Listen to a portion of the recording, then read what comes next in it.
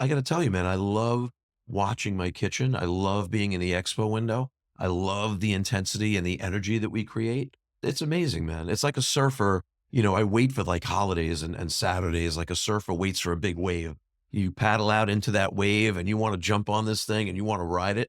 That's kind of like what it's like being in the expo window or seating tables in the restaurant.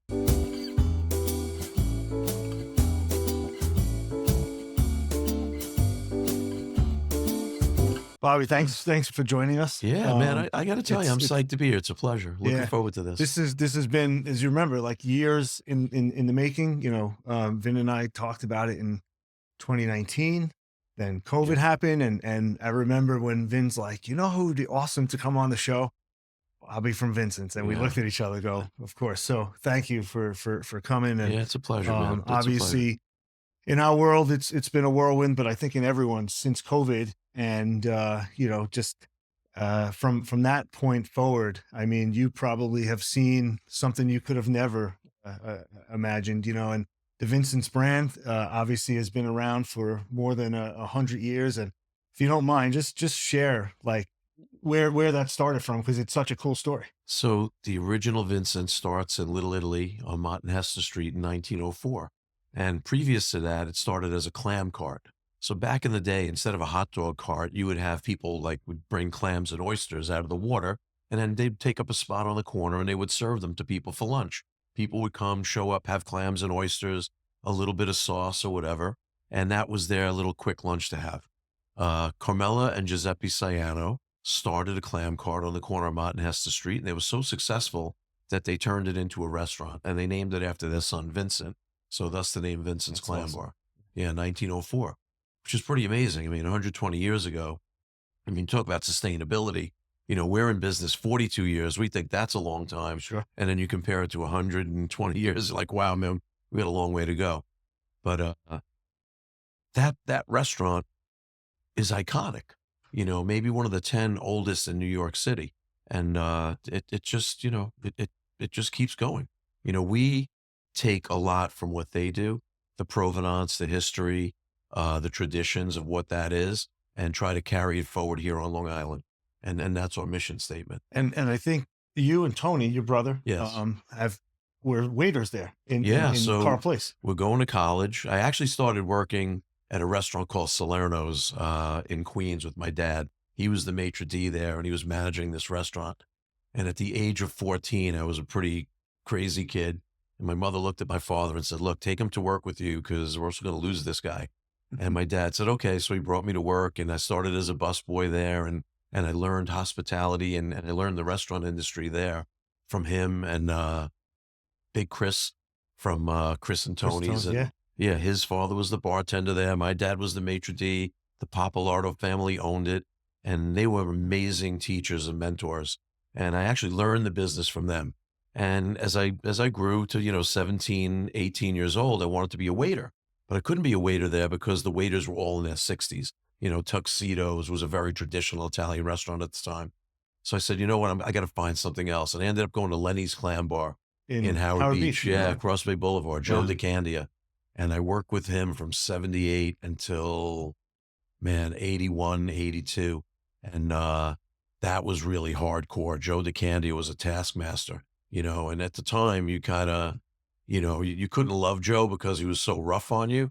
But after 30 years, you realize that man actually taught you a craft and what it meant to be in the restaurant business. So I learned a tremendous amount from him also.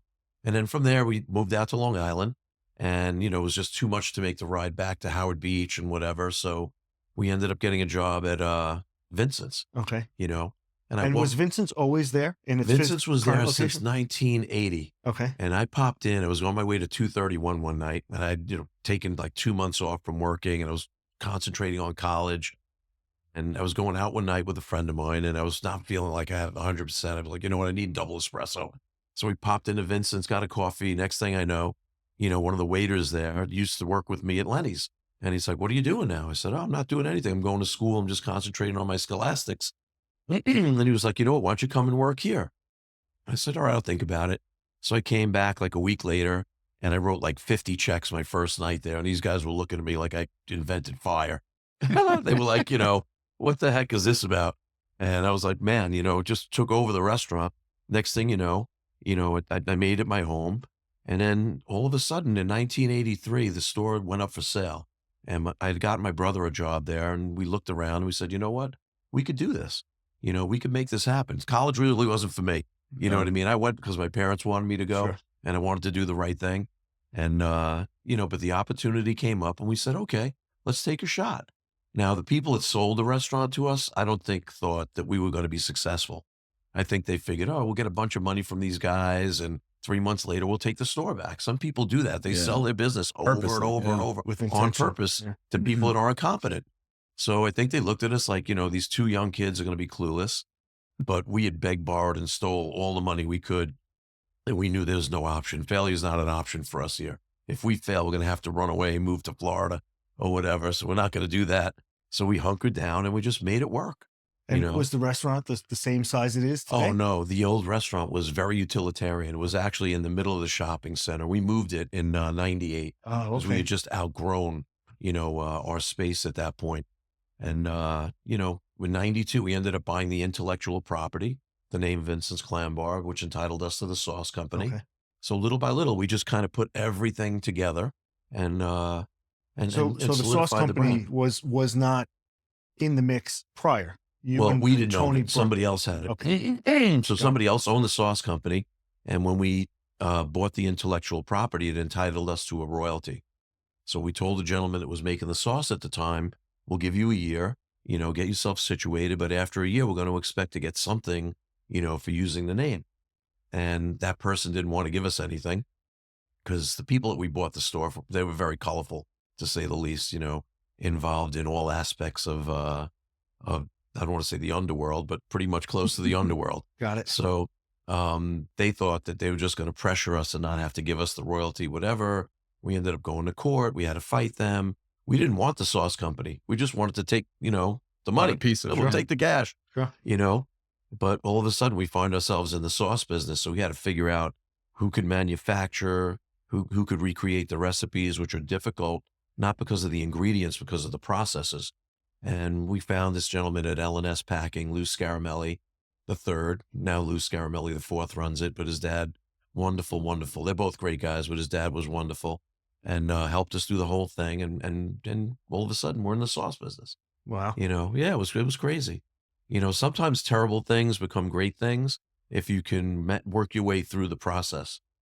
From getting from terrible to great, Well, you which isn't see, which like isn't easy. today it's all about branding, right? I think you see so many prominent brands, whether it's Rayo's or other groups out of the city that are trying to do sauce and pasta. So, I guess walk us through a little just how that kind of Oh, has been so for you you know overall. the issue with sauce is simple. It's too easy.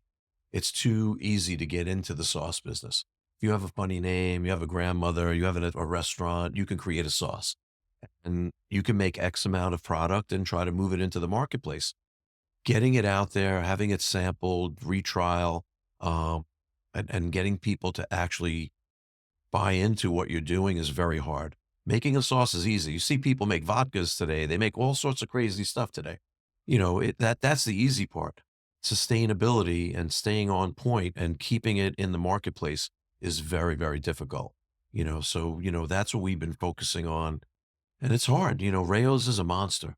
Rayo's just owns that gourmet segment of sauce. I think they were Now, sold recently, right? They it rolled up was to a larger group. $2 billion. Yeah.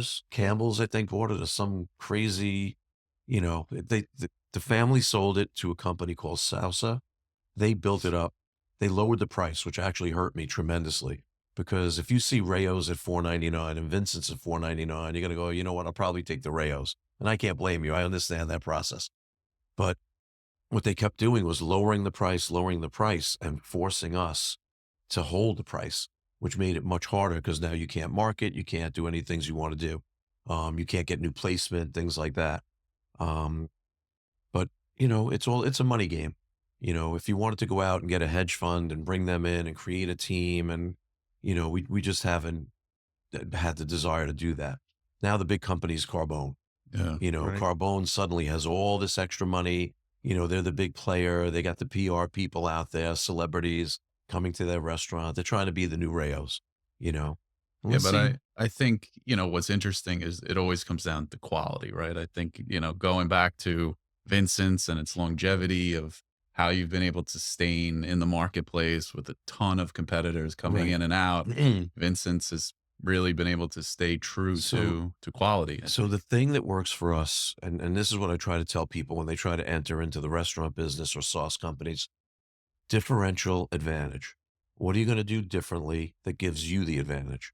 Because there's a million sauces. Okay. What's going to make yours stand out above mine or anybody else's? We're lucky in that we have 3 proprietary sauces: mild, medium, hot, and hot. Nobody really does that. Right. People do marinara, they do tomato basil, they do vodka. That's kind of like the mainstream. But mild, medium, and hot are unique to us. Sure. So that really helps us and helps us sustain that company. I know personally the kids, mine, Yes. mild only. Me, medium. Once in a while, I venture into the hot or Right. like a If you fried want to be diavolo type daring, dish. yeah, the Yeah, hot sauce and is that hot. definitely is Yeah, a uniqueness. And yeah. you say like no pun intended or pun intended, the secret sauce. Do you think working way back then with Lenny's back then Yeah. and that type of culture, do you think that spills into what the basis of Vincent's is today, Well, and you and Tony bring it further? pretty much anything that defines a clam bar is mild, medium, and hot. So if you go to a Lenny's or Rendazzo's, Nikki's, whatever, you're going to find that mild, medium, and hot is what really is the basis of what makes that restaurant work. Now, all our sauces are a little bit different. Mine might be a little sweeter. Theirs might be a little more watery, whatever. But at the end of the day, mild, medium, and hot is what makes it happen. What's interesting, you mentioned children. The reason they love the mild sauce is there's no garlic, no chunks, and no green stuff. So there's nothing to object to. You know what I mean? That's usually, oh, I don't like the I can't green. eat I don't want this. the garlic. Yeah. I don't like that. I don't like this. So the sauce is pretty homogenous. So kids actually love it. I sell tremendous amount to children, which is crazy. The inside the restaurant, you said like going back to Mott Street and Yeah. you keep that feel and I've been there countless times. Yeah. And really it's so conducive to family and you feel like family because you sit close now. In social media, I see sometimes there'll be folks that could beat you up for that, but they Yes. don't really understand the experience, my opinion. So if you're an introvert, I don't know if you'll really enjoy my restaurant. I got to be honest, um, you have to be an extrovert. You have to be the kind of person that wants to engage with other people.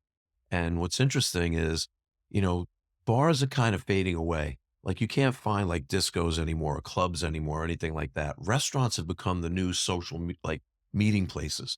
Because of the distance of the tables, we have a very loud environment. So what does the noise do? It actually creates the barrier between you and everybody else. So you can't really hear them. You can hear the person across from you. So you're close to them enough that you could say, hey, can I borrow your salt?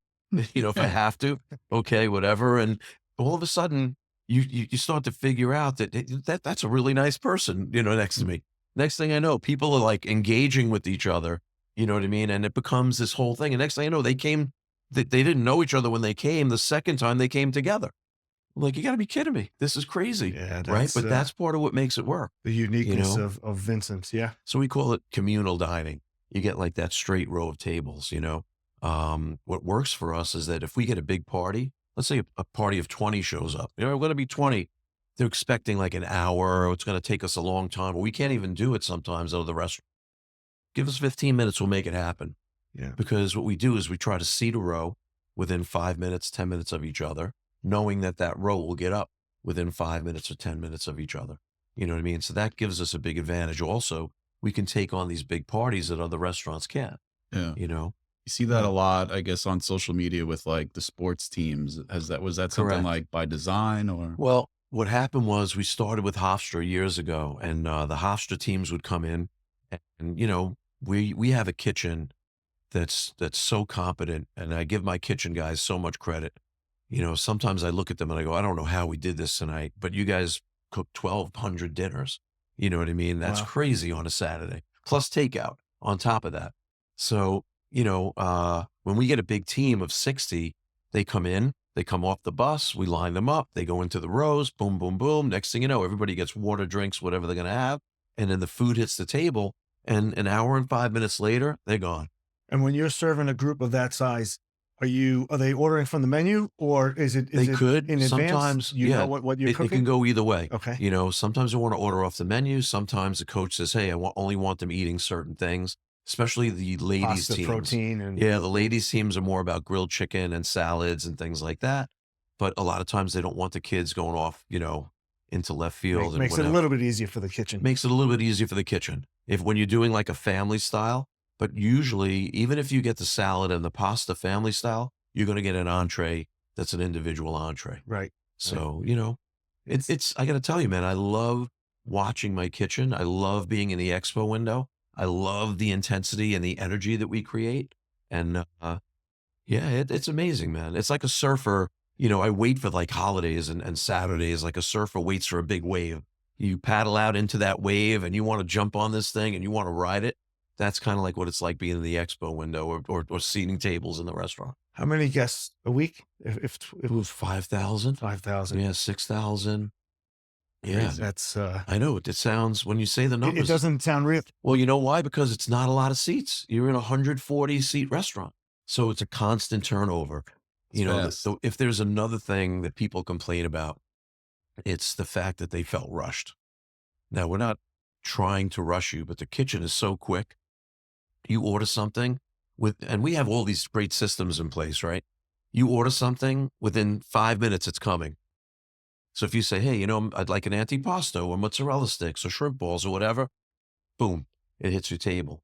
You're going to eat that, and we know what your entree is. As soon as you finish, boom, we fire the entree. 5 minutes later, it hits the table. So a table of two, literally the turn time is 56 minutes. It's under an hour, which is Amazing. where you're going to go and do this. You know what I Yeah. mean? Now, if you came to Vincent's for a 5-hour experience, I try to tell people nicely, you're in the wrong restaurant. You know what I mean? You need to go to like a family style or a restaurant that's going to be more accommodating to that. We're Sure. more give and go. We're here to feed you and hopefully you have a great experience, but it's not going to be a 3-hour. It's not going to happen. And that's We can't do it. I don't charge those kind of prices. right. You know what I mean? I try to stay in a range also, which is a big part of our marketing.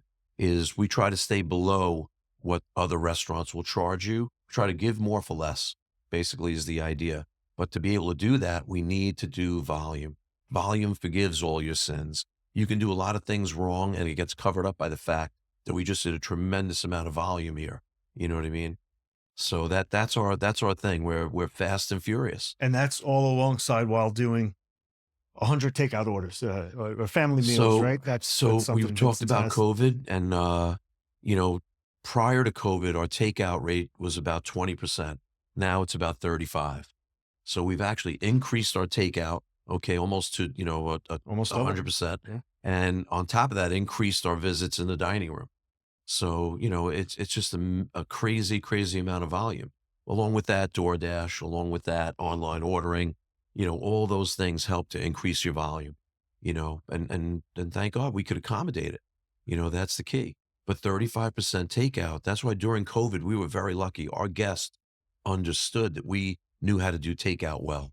A lot of other restaurants got caught. They were trying to figure it out. Right. They Yeah. couldn't figure Couldn't it out keep up with because the volume. nobody, right, had ever taken takeout from Il Molino.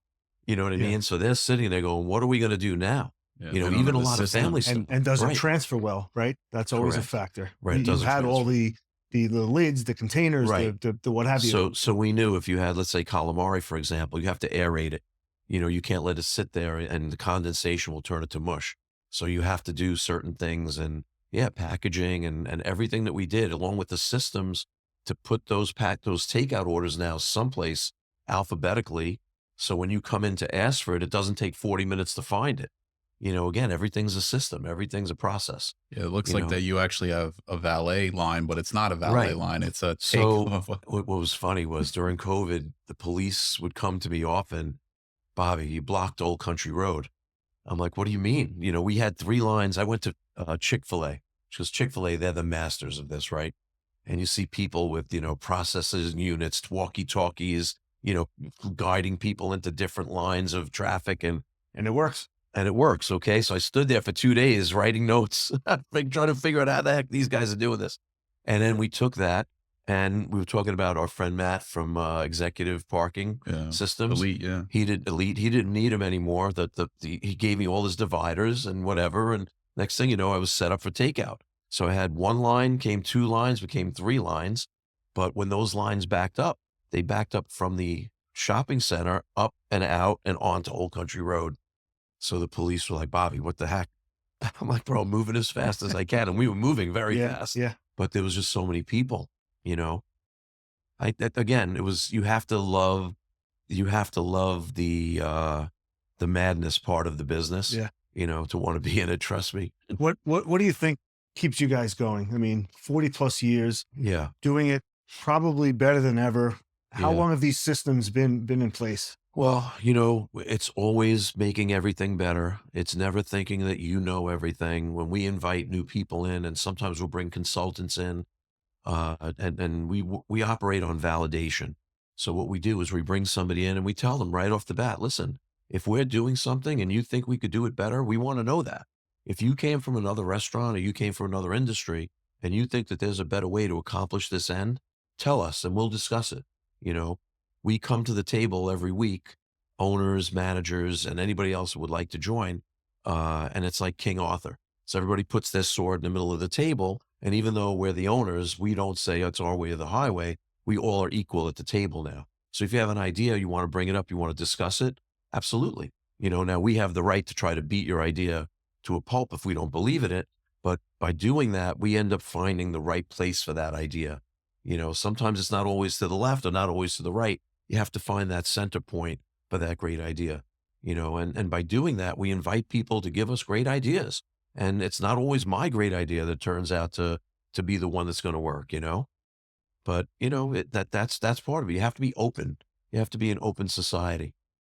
I think, personally, everyone always has a story or just a knowing of Vincent's. And even Yeah. this morning when Vin and I were talking about, heading over here, he had said to me a story that was, pretty unique to his family. Share it with Yeah, with just Bobby. it was It's funny. It was awesome. a few weeks ago, my aunt came to me and she goes, "Oh, we went to Vincent's 2 weeks ago, and they remembered me from 3 years ago when my grandmother fell at Vincent's a few Uh-huh. right, she passed away, about 2 years ago, Yeah. but about a year prior to that, she was in Vincent's. I think they were going to a show at, Westbury, Music or Right. over at that arena, and, and she's like, "Oh, when the incident happened, they called us the next day," and she's like, I'm there 2 years later and they remembered me. I'm like, "Oh, what'd Yeah. they say?" They're like, "No, they didn't really say anything, but, they brought over stuff to the table for free. Like they gave us a free dessert, a free Right. appetizer." Right. And I said to myself, just knowing you and the way that you operate, I'm like, they do that for everybody. Right. Right. And that's, I think and I say to Mike all the Well, time, yeah, that's the key to Vincent's, right? Yeah. Like it's making people feel welcomed, like they're important. And I guess, was that something by design that you just Oh, absolutely. constantly Yeah, think about? absolutely. So, you know, we have a lot of different programs. One of them is, let's say at lunch, at the beginning of lunch, we'll try to send something over to every table, a little something, whatever it is, a nosh, whether it's, a meatball or a rice ball or a capellini cake or, Something um, new that you're trying to right, bring into something the new that menu, we're right? trying to promote, but at the same time, something to say, hey, we're happy that you're here. You know, we appreciate the fact that you came here. You had to pass 100 restaurants to get to me, Sure. probably all Italian. So, we appreciate the fact that you're here. We don't take it for granted that you're here. We know you made a conscious decision to come and it's humbling to us, when that happens. And we try to do the same thing at the back where we give a little something away to every table, whatever. And it just makes people feel important. Today people, I hate to say it, but nobody recognizes anybody anymore. People want to be recognized. They want to feel like, hey, you know what? That was a little something nice that somebody did for me. Sure. And that resonates and it goes on and on and on. Sometimes people come to me and say, hey, I've been going to this other Italian restaurant for 10 years. The guy doesn't even know I'm alive. I came here. You guys gave me this. You did that. You greeted me this way. You said goodbye that. Hey, thank you. I It appreciate that. it matters. Right. It matters. Those are the little things. People notice those things, right? Like People I notice. laugh with, like there's one restaurant that I go to all the time and you know, the owner's a nice guy, but like he'll say something to you or like, "Oh, let me get you a dessert or drink," like when you have the jacket on walking out the Right. door already. Thanks. You know? Thanks for nothing. Right. Well, look, it's never been harder to be in this industry. Never been harder. I mean, it's difficult on every single level. But you know what's the most difficult? When you're a single owner proprietor and you're trying to live in your building for 100 hours a week and all the stresses and all the strains and everything that pulls at you from family on one side to the economics on the other side to the guest on one side to the purveyors on the to the government coming in and wanting to know exactly what's going on inside your four walls, it'll destroy you. I mean, it'll rip your soul out of your body. So you have to figure out a way to do this where you can still come to work and enjoy it. And the only way to do that is by having great partners, great management, and great people underneath you. Or you're going to fail. If you don't, you're going to fail. It's almost a given you're going to fail. And it's going to be horrible because what's going to happen, it will destroy you. I can't tell you how many times I see chefs who are magnificent artists, creative chefs, go down in flames because they had to live, in the saute station for hours at a time, to the point that it's just, I can't do this anymore. Then they go to work for purveyors, selling things or whatever, have to change occupations totally. I mean, that saddens me because it takes great people out of our industry, you know? So we have to figure out a way, or people have to figure out a way to be able to operate and still find joy in what Yeah. they do, you know? Was like, you know, you bring up having four walls, Yeah. expansion. Was that something that you guys Yeah. never wanted to do? Well, want to continue to think we've about, or thought it's been about it. shut? Well, I'd like to expand, but you can't, again, you cannot find people. People are what makes my industry work. It has nothing to do with anything but. Um, and younger people today, and I can't understand why, don't want to enter into my industry. They don't want to be in the restaurant business. It's just not exciting enough for them, or they're just not passionate about it. And I can't find people that want to help. You need people to do another store. You need a whole nother group of people that can recreate what you do. And it's so hard without people that are willing to live your experience. And they don't want to do it anymore, especially since COVID. People don't even want to come to work. I'm like, I've never heard of this, man. Yeah, and You don't want to come, you have a job, but you don't want to go to it. Is that what you just told me? They'd rather It like doesn't make any sense to me. deliver for like an Uber Eats and drive around in their underwear. Okay, so you and just made a great pajamas. point. I grab one of my guys who's a waiter and I say, bro, I don't understand. You work here 2 days a week. I know you're making $500 a day. Okay. How come you're not working with me 4 or 5 days? Well, besides this, I'm an Uber driver. I do DoorDash. I trade crypto. What? He goes, yeah. He goes, well, I said, but I don't. He goes, well, look, he goes, you know that girl I'm going out with in Brooklyn? I said, yeah. He goes, well, when I'm going to see her, I flip on the Uber. I pick up a ride to Brooklyn. Okay. I get paid to go see her. I hang out with her. When I'm finished hanging out with her, I turn the Uber back on. I come back out there. I'll pick up another ride. What? He goes, yeah. And if the Jet game starts and I don't feel like working, I turn it off. And if a Jet game's over, if they suck or whatever, I'm going to turn it back on and go back to work. They turn work on and off. I've never seen this. You know what I mean? I've never understood generational. this. This gig economy is killing me. It's Wow. killing me Wow. and killing my whole industry. You need people committed to, hey, you need to be here X amount of days at X amount of time. That's what we do, structure. But they don't want structure. They want to feel like there's a freedom attached to not having structure. But what is the cost of that freedom? Did you learn a craft? Or are you Very putting money lonely, away? too. Are you going to be able to buy a house? You're driving around Or that are you Uber by living in the yourself. moment, so much in the moment that you've forgotten the future? You know what I mean? These are the crazy things that happen today. Yeah, it's crazy to hear that granular of thought. Yeah. I mean, you ended up answering a few questions about labor, the challenges of the restaurant inside Vincent's today. Do you see anybody that, or what would you like the legacy to be? Is there someone inside that takes over Vincent's Clam Bar and can handle it? Man, I hope so. I really hope so. My nephew is there. He's the kitchen manager. He's running the kitchen, the executive chef. My niece, she wants to be part of it. And then that gives me a little bit of hope for the future. My manager, Danny, is awesome. Right. Joe is great. I have great people. Just there's not enough great people to step forward. There's enough great people to keep this moving forward, Hmm. and I'm thankful for that. But at the end of the day, that's really the issue. What would I like the legacy to be? Listen, we've become part of the fabric of Long Island. Like we've touched a lot of families, like the story about Yeah. your grandmother, or, and now we've become multi-generational. So now there's 4 generations of people standing in front of me. Somebody I knew from 1980 who had children, whose children had children. And now there's 4 generations of kids, like people in front of me. It's mind-boggling. You know what I mean? Because it's 42 years of operating. I don't think of it like that because, I sometimes I don't realize that I'm older than 42, which is frightening. But at the end of the day, the legacy is to be remembered as something that, brought people together and was a part of something on Long Island that made people happy. Hopefully it'll be remembered for a long time. I hope it continues further into the future. Yeah. I can't see why it wouldn't. We just renewed our lease for another 10 years. So that gives us 12 more to go. So, we'll figure it out. I'm hoping times will change a little bit and people's attitudes will change a little bit about work and whatever. And hopefully we'll make that happen. Would you and Tony do it all over again? I would, there's no question about it. I bet Tony would too. It was a good ride. It's been a great ride still. And I feel like not slowing down, but I got more energy now than ever. People are like, what's going on with that guy? I'm like, listen, I show up earlier, leave later, want to do more things, trying to figure things out all the time, trying to figure out the trends. And that's really one of the tricks. And one of the things that we do is we try to figure out what the guest wants before they realize they want it.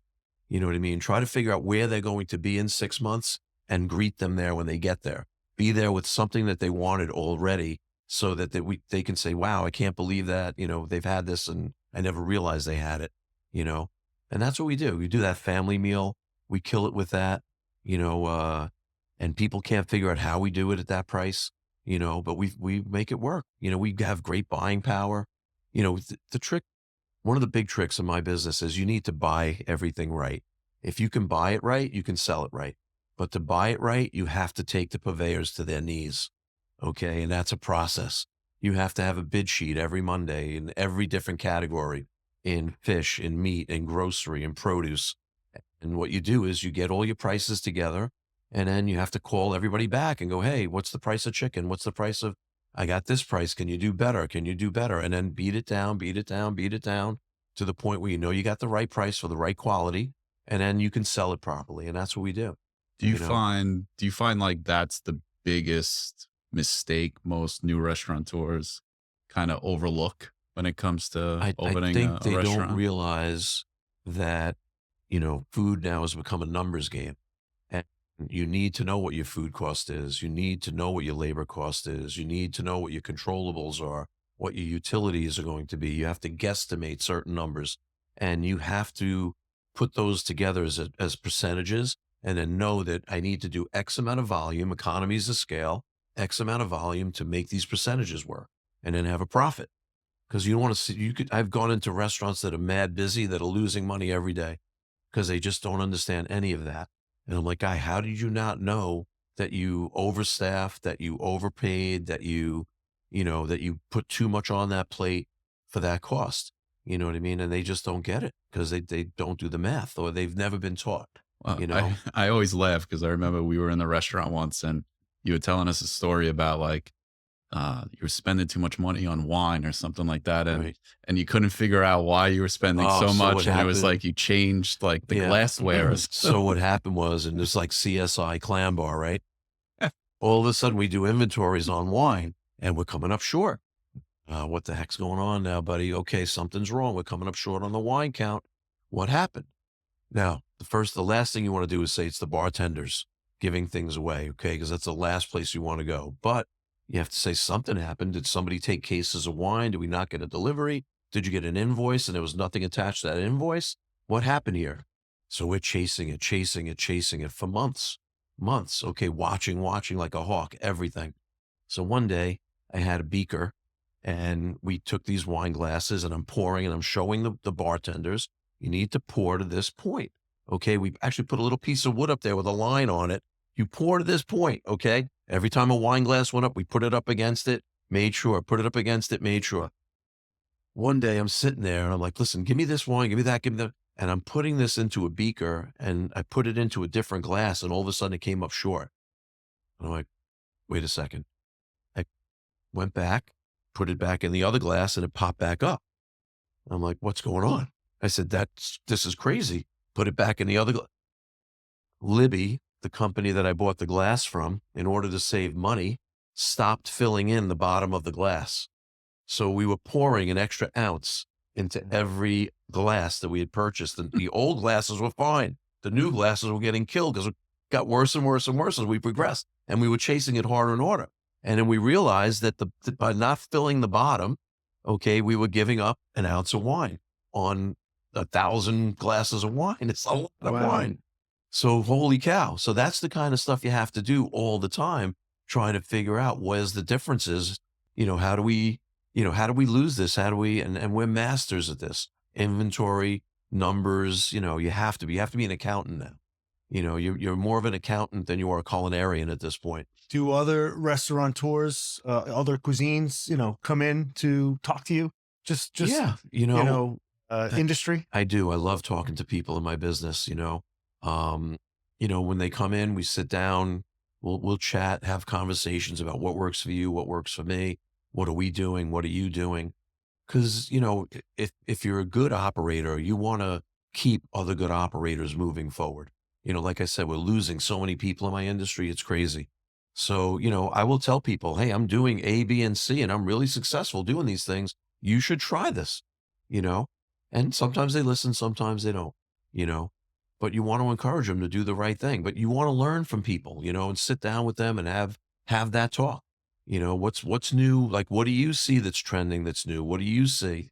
You know what I mean? And I'll tell you what I'm doing if you tell me what you're doing. And that's usually how it works, Yeah. you know? I remember maybe at this point, 6, 8 years ago, sitting with you and there was a new restaurant opening right behind you. Oh And yeah. essentially I remember asking you, so Bobby, are you nervous? And you looked at me and said, nope, not one bit. And you had me taken back a little bit. Yeah. And then I understood why when you said, it's fine because I've driven this road many times and the traffic pattern and even outside your building, you knew exactly what was going on. And Right. sure enough, you've only gotten So busier and they still may or may not be there, but you always worry about what's inside your four walls. yes. So what happens is I never fear competition. Okay. And I like to make the correlation to like a boxer. Okay. What I'll do is if I know another restaurant's coming, and usually they have other existing restaurants, I will go visit those restaurants and I will sit in your restaurant. I will figure out what makes your restaurant work and what doesn't. And then just like a boxer, I'll watch the film on you and I'll figure out what your strength is and what your weakness is. And if you're a puncher or you're a dancer or you have certain things you like to do or certain bad habits, I'll take advantage of them. That's my job. My job is to keep, my livelihood, my family, and this business, this legacy moving forward. And I've done this with many restaurants that came into my area that thought that they were coming in because Vincent's is easy pickings. You know what I mean? We're going to take what they have and we're going to make it ours. And I can't let you do that. It's just not the way I can't. It's just not right. So it's happened with many different restaurants. And what I'll do is I'll go visit those restaurants. One particular restaurant came in. I don't want to say the name. Sure. Um, and I went there and I visited and they were very popular. We're probably going back 15 years ago, maybe more. People like, oh my God, they're coming. What are you going to do? What are you going to do? I said, well, I'll tell you exactly what I'm going to do. I'm going to do what I always do. I'm going to rise to the occasion. I'm going to beat them at their own game. So I went in there and I realized that, you know what, their waiter uniforms were nicer than mine. So I changed mine to theirs. They had a singer who's walking around and singing to all these tables and everybody thought that was the greatest thing. I went and found, instead of a singer with like a boombox, a 4-piece band. And I brought them in. It's like a 4-piece stand-up bass jazz band that did. And Johnny Avino, but I Sure. love this guy. He's Yeah. been with Yeah. me. And that's the reason he's with me.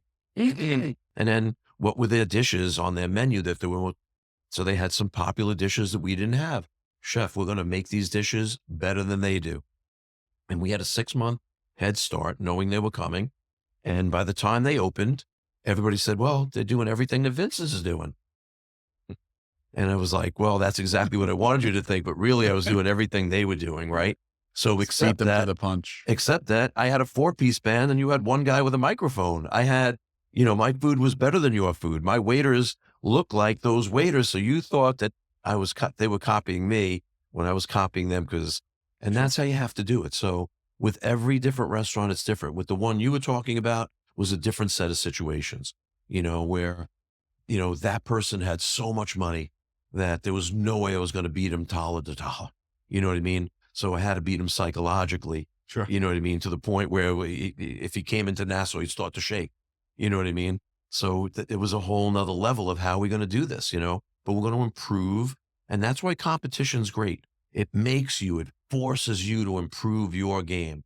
Okay. And that's what's going to give you longevity. Okay. If you stay stagnant, you're going to perish.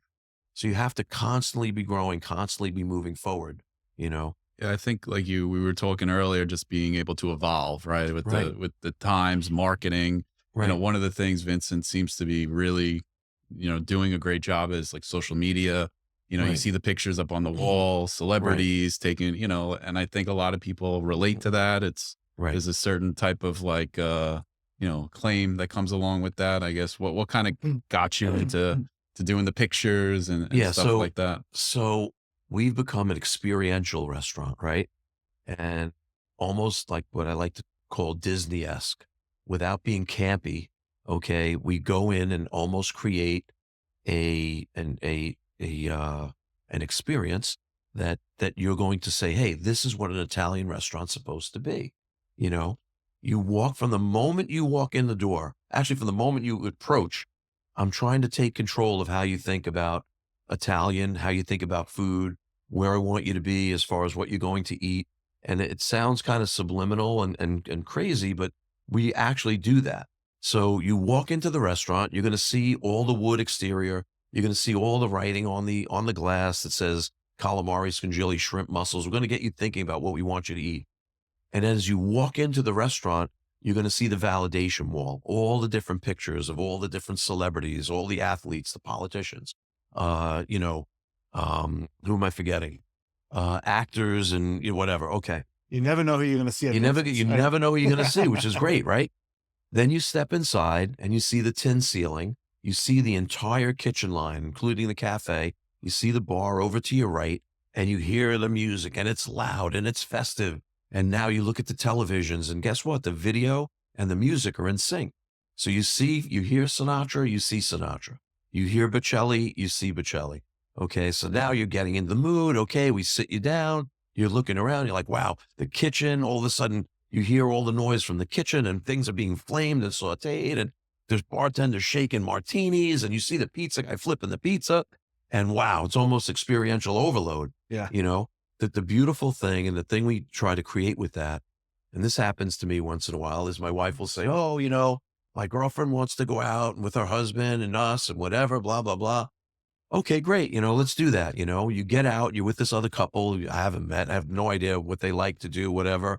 And I'm looking at this guy and he's looking at me and I'm looking at this guy and he's looking at me and I'm trying to think, what the heck was this guy? I have no idea.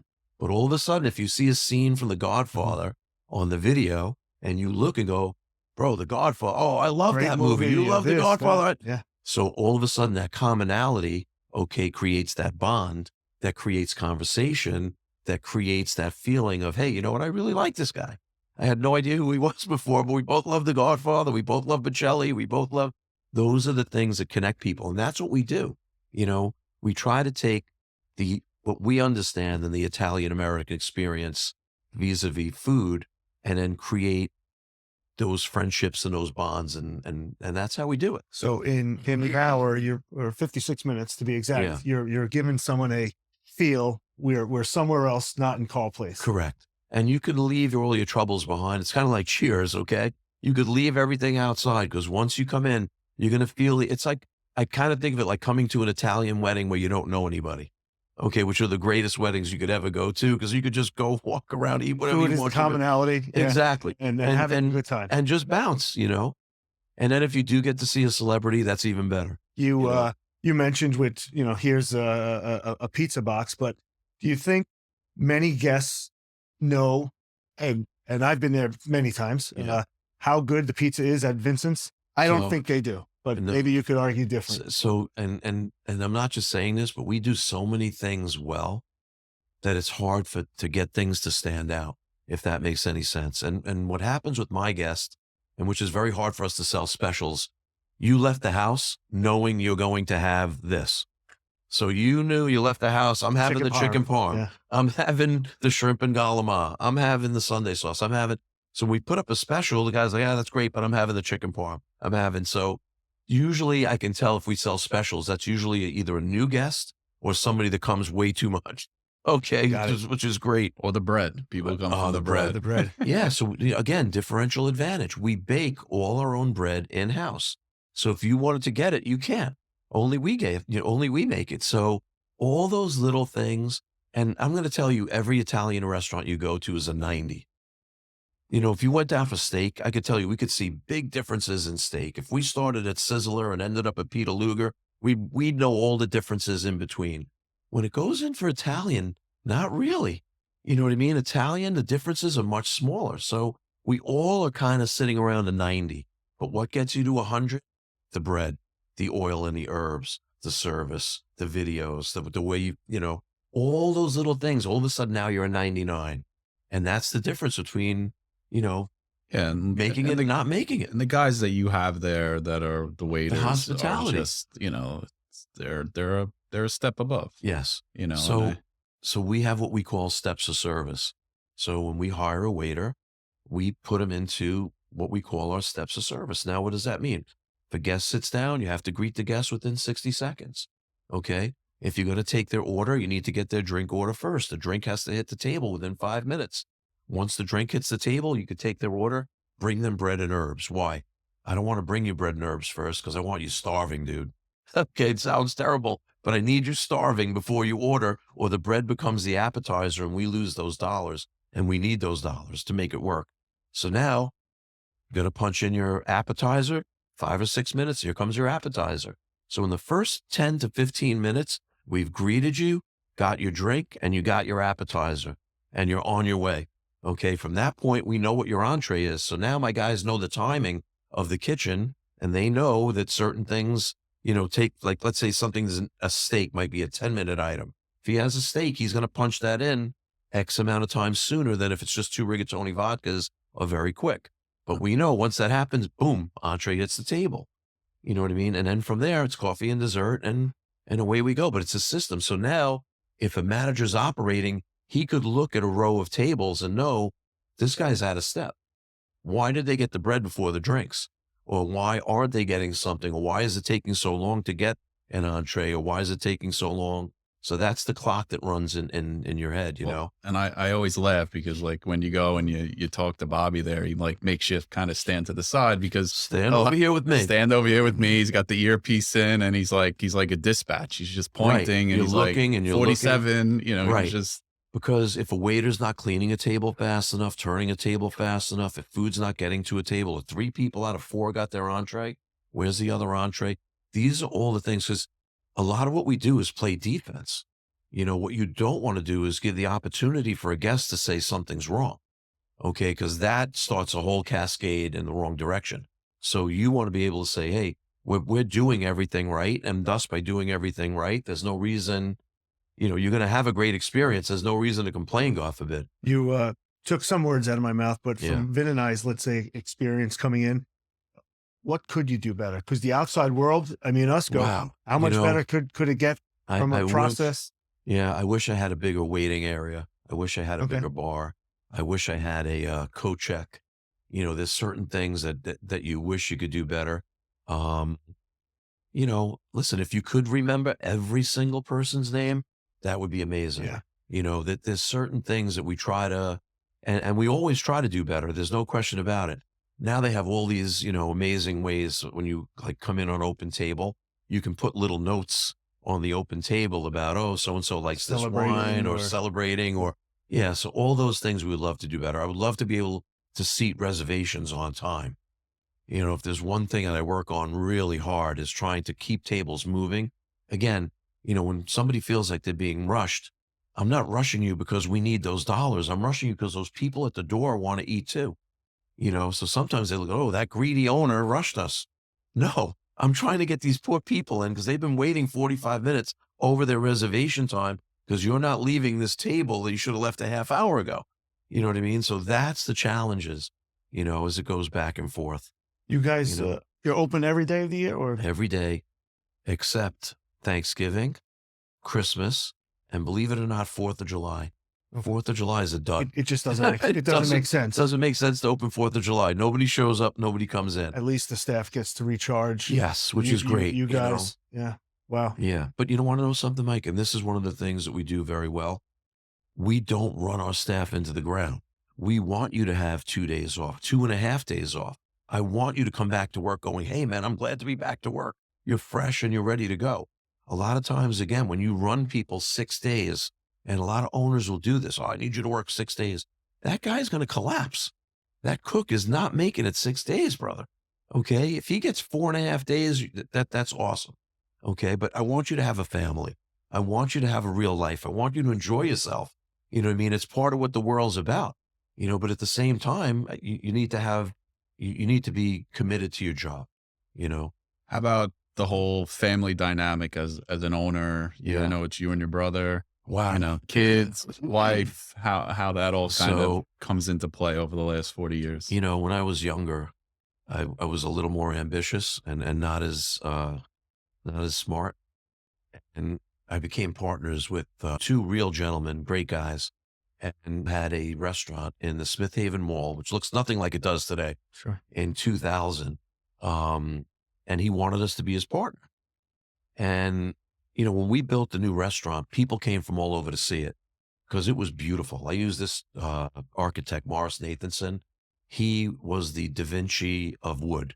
And we built a beautiful restaurant, especially at the time. And people came to see it. They were like, this restaurant's beautiful. They loved what it looked like. They loved what we were doing. They loved everything about it. And they wanted to do a restaurant with us. Now, that's the equivalent of like Paul McCartney and John Lennon telling you they want to make music with you. They're like, holy cow, what a validation this is from these guys, right? So, I told my brother, I said, listen, they were here. They loved it. They want to do something with us. And one thing led to the other. And we said, you know what? With their influence and dollars and our concept, this could be the next national brand. We went out to Smith Haven. We had a very difficult time. The mall environment just wasn't set up for us. 9/11 came. People didn't want to come to the mall. They thought they were going to blow malls up. Okay. Everything started to just collapse around us. And what was interesting about the way they structured that deal, we didn't have to put up any money. They had banks that would factor us. So, okay, this is great. We're not even going to put up any money. We'll just pay the bank back. This will be awesome, whatever. Meanwhile, you never got to that point. So I was working like an animal, driving guys back and forth from where, Carl Place, Hempstead. I would promise them rides from Hempstead to Smith Haven and back because I needed them to come and work out there with me. I got to the point where, and this is what I was talking about before, how it'll rip your soul out of your body. Got to the point where I was just exhausted 24 hours a day and I was really neglecting my family, everything. I come home one day and there's a picture on my refrigerator. And it's my wife and my daughter. And my wife was like, hey, Madison drew a picture in school. Oh, great. Beautiful. And she goes, it's a family picture. I go, okay. I said, I'm not in it. She goes, yeah, you're not in it. I'm sorry. Yeah. All right. Next day, I went into his office and I said, I'm out. we're done. It's over, brother. He goes, Bobby, he goes, you can't afford to close this restaurant knowing that the factoring at the bank would choke us and kill us. I said, I got to be honest with you.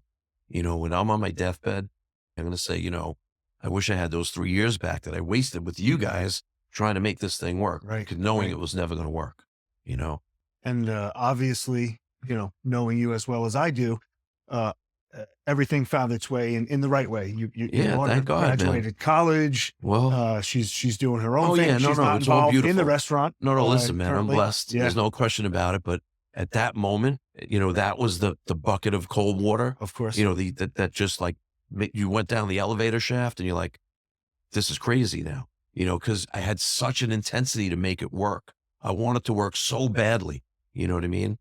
But then you have to realize sometimes surrender is the At what answer. cost? Yeah. Yeah, Yeah. what cost, Yeah. man? And So it was rough. It was rough. And look, God bless my wife. She hung in there. How she didn't leave me at one point. I started scratching my head. How did this girl stick around?